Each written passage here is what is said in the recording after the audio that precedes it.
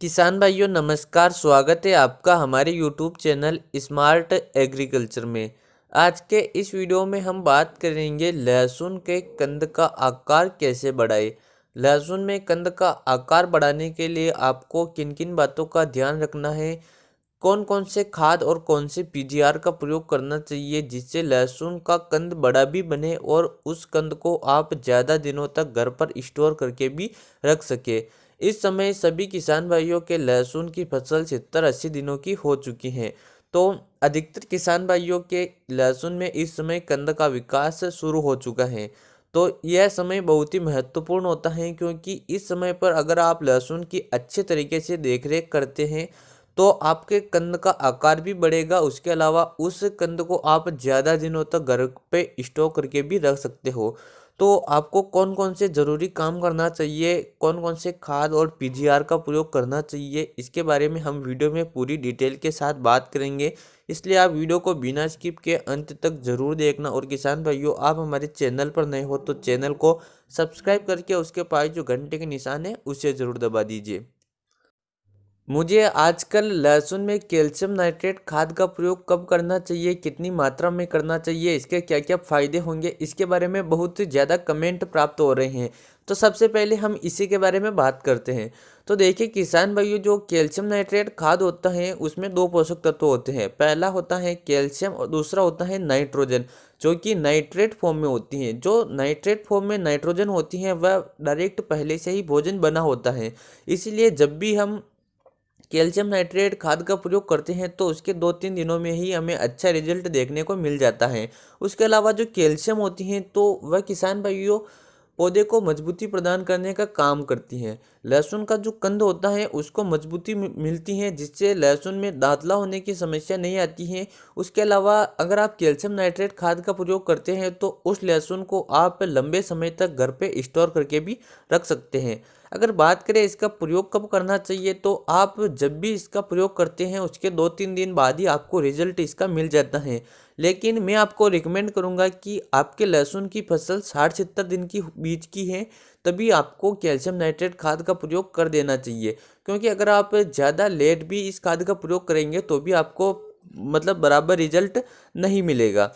किसान भाइयों, उसके अलावा अब हम बात करते हैं कि इस समय पर आपको लहसुन की फसल में कौन कौन से ज़रूरी काम करना चाहिए, कौन कौन से खादों का प्रयोग करना चाहिए। इस समय से मेरा मतलब है कि लहसुन की फसल 70-80 दिन के बीच की हो तब। तो किसान भाइयों, इस समय आपको सबसे ज़्यादा ध्यान तो सिंचाई के ऊपर देना है क्योंकि इस समय पर आपको लहसुन की ज़्यादा जल्दी जल्दी सिंचाई नहीं करना है।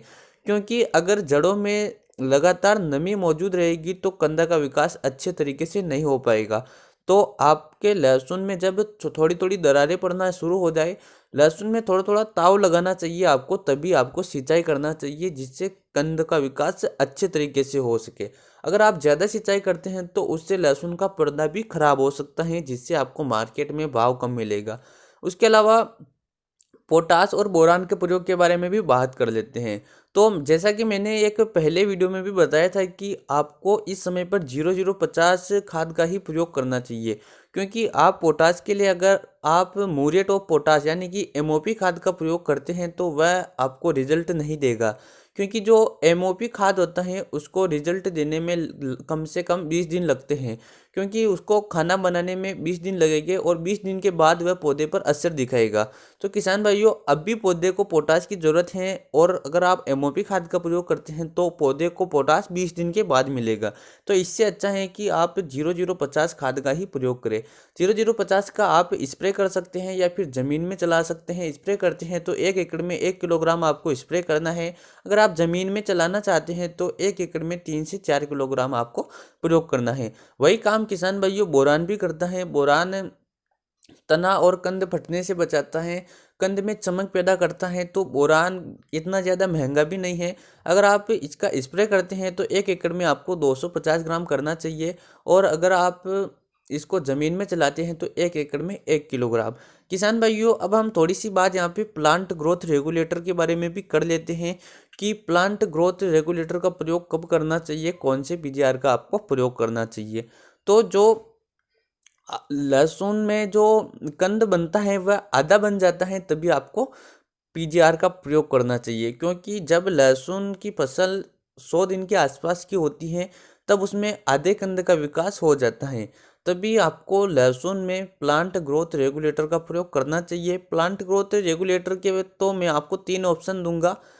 पहला है सिजेंटा कंपनी का कल्टार, बीएसएफ का लियोसिन और गार्डा का चमत्कार। आप इन तीनों में से किसी भी पीजीआर का प्रयोग कर सकते हैं, आपको अच्छा रिजल्ट मिलेगा।